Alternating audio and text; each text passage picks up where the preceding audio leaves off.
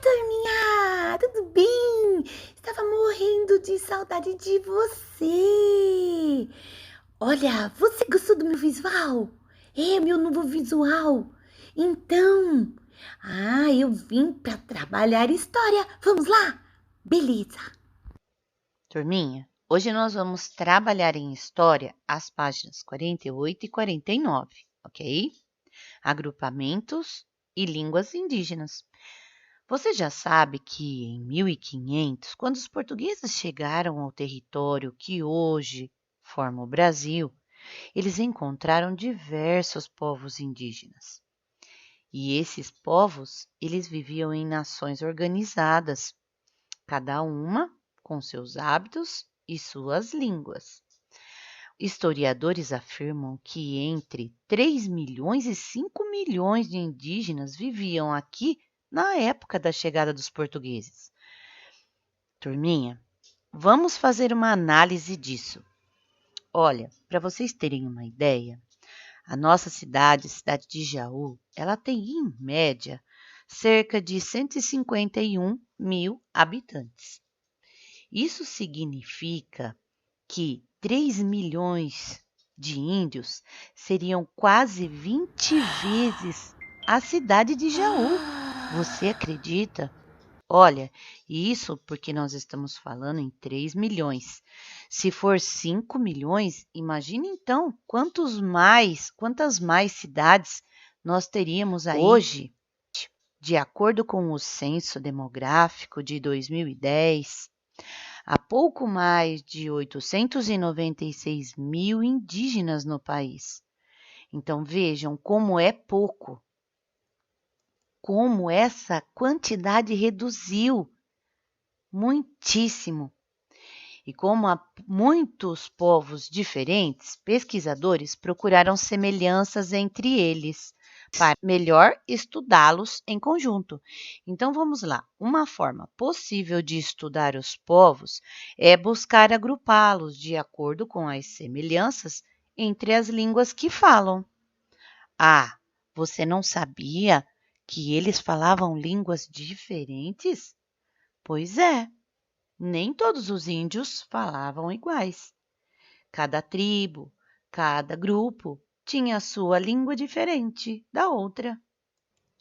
Aqui neste mapa da página 48, nós podemos ver, através da legenda aqui também, várias famílias linguísticas. Então, olha, vamos lá. Aqui onde está em roxinho, estão vendo esses roxinhos? Aqui eles falavam a língua tupi. Na verdinha, na parte verde, eles falavam o G. Ou Gé, não sei. Na vermelhinha, aqui, ó, Aruaque.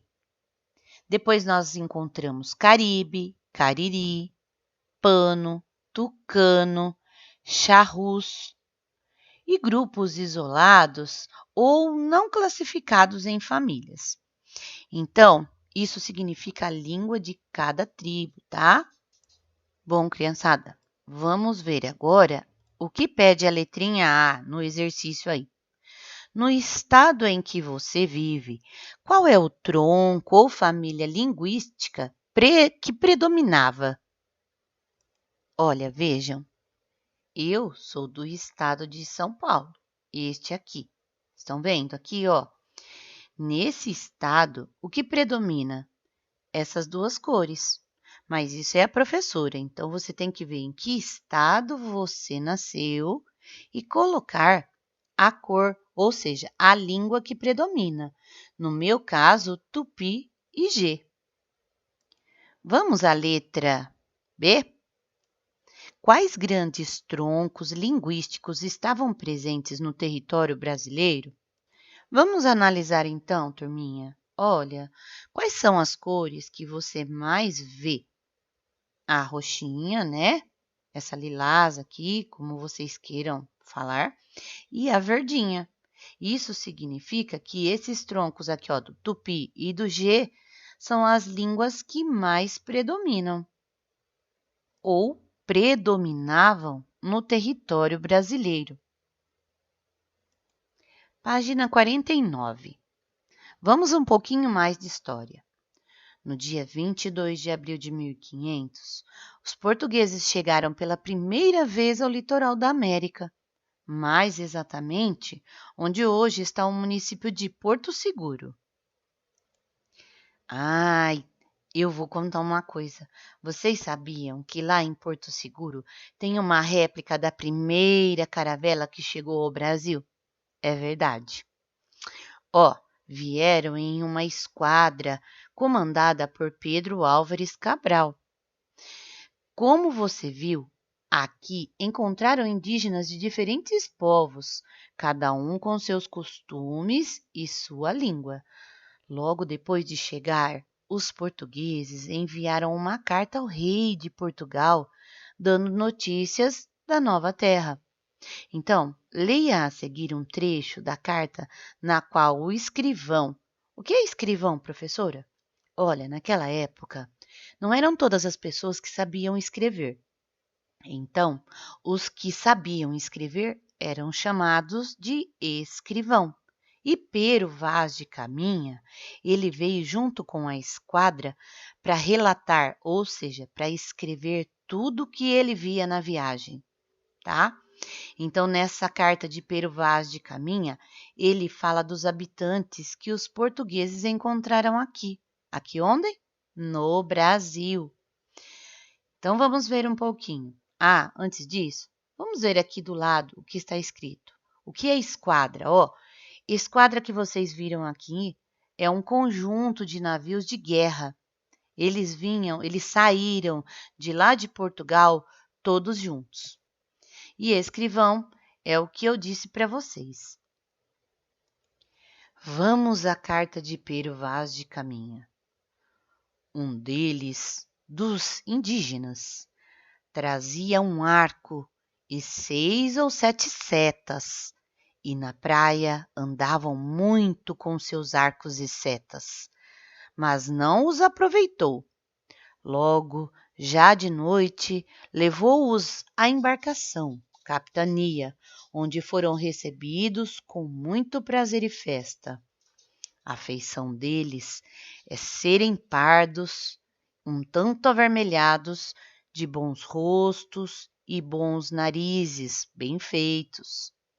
Andam nus, sem cobertura alguma, nem fazem mais caso de encobrir ou deixa de encobrir as suas vergonhas do que de mostrar a cara. Acerca disso, são de grande inocência. Ambos traziam o beiço de baixo furado e metido nele um osso verdadeiro. E trazem-no ali encaixado de sorte que não os magoa, nem lhes põe estorvo no falar, nem no comer e beber. Vejam, crianças, esta é um trechinho da carta de Pero Vaz de Caminha. Naquela época, escrevia-se muito diferente do que nós escrevemos hoje. A linguagem era culta, porém bem diferente da nossa. Vejam, crianças, tenho uma pergunta a fazer a vocês. Se naquela época os indígenas registrassem os acontecimentos por meio da escrita, o que será que eles escreveriam a respeito dos portugueses? Olha, aqui está dizendo que vocês teriam que fazer em grupo, mas não precisa. Por quê? Bom, criançada, vamos analisar aqui os fatos. Vamos fazer uma analogia. Vamos relacionar fatos semelhantes ou diferentes, ações diferentes, ok? Então vamos imaginar o seguinte: quando os portugueses chegaram, eles encontraram aqui os índios. E os índios, pelo que se fala na carta de Pero Vaz de Caminha, os índios eles tinham instrumentos de guerras diferentes. Por exemplo, eles tinham arco e flecha, já os portugueses não. Eles possuíam armas de fogo, né? Os portugueses se vestiam muito, né? Enquanto que os indígenas, eles não tinham quase roupa, mas prestem atenção. E para eles não era vergonhoso isso, porque eles já viviam desse jeito. Eles andavam nus, só escondendo as vergonhas, ou seja, as genitálias, né? Então, imaginem o seguinte: lá na Europa, para quem não sabe, existem lugares que são muito frios, por isso que eles se vestiam muito, tinham trajes mais grossos, tinham trajes mais compridos, enquanto aqui no Brasil o nosso clima é tropical, né? Então é mais quente, bem mais quente. E isso tudo ajuda as vestimentas. Então, quando o Pero Vaz de caminha, ele conta, ele registra na sua carta o que ele vê, nossa, olha, ele relata o que ele viu. Imaginem. Bom, não fica muito difícil de imaginar.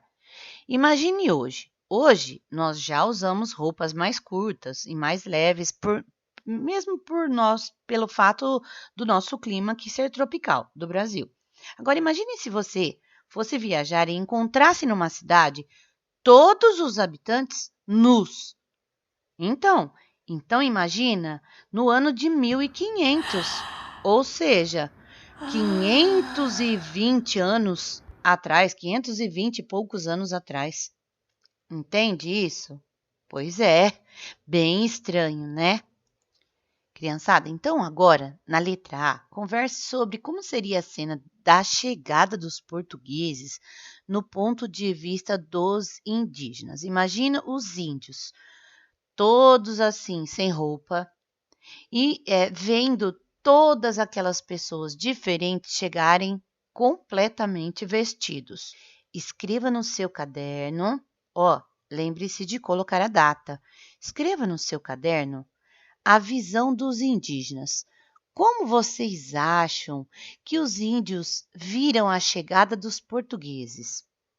Letra B. Escrevam uma carta registrando o acontecimento em uma folha de papel avulsa. Não precisa. Você simplesmente vai escrever no seu caderno para ter registrado, ok? Letra C. Troquem a carta que o grupo escreveu com as de outros grupos. Não poderemos fazer isso nessa época de pandemia. Então, isso fica para quando nós voltarmos na escola, tá ok? Por hoje é só, ficamos por aqui. Espero que vocês tenham entendido e até a próxima aula.